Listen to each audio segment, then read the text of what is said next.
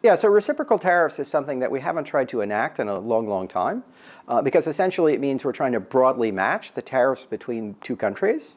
That turns out to be quite tricky because we import and export quite dissimilar products.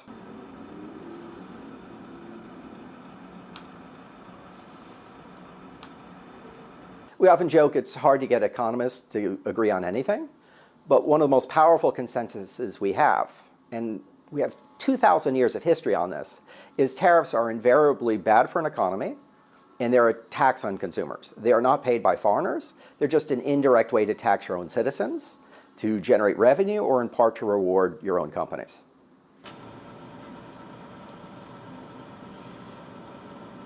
So this will send shockwaves through the world economy, and that's before you price in the fact that other countries will feel the need to retaliate.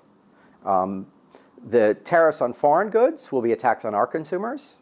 When they retaliate, they'll be hurting themselves, but also hurting US exporters.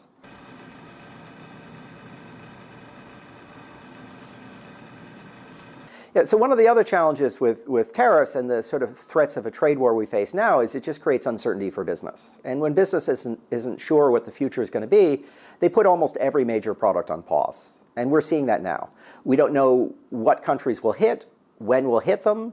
Is this a negotiating tool? We're not even sure whether we'll count exchange rates or other government policies as part of the things that we're targeting as well.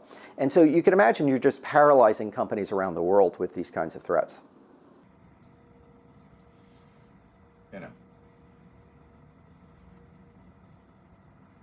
So obviously many factors weigh on the stock market on a given day.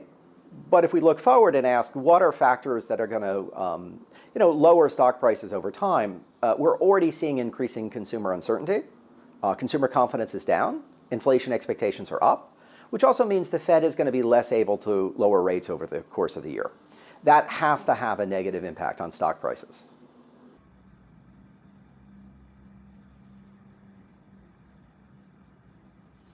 You put a tariff on foreign agriculture, that's directly raising the price at the grocery store.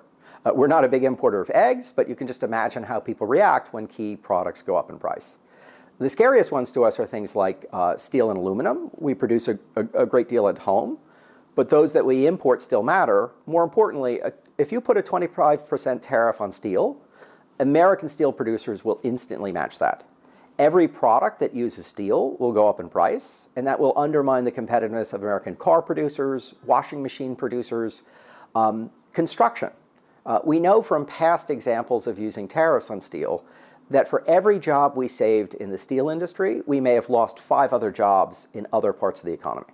That's construction workers for the mall that doesn't get built, the car that's more expensive than a foreign one produced with steel at a normal market price that doesn't get constructed. That's the American metalworking company that can no longer afford to rework steel and sell it abroad.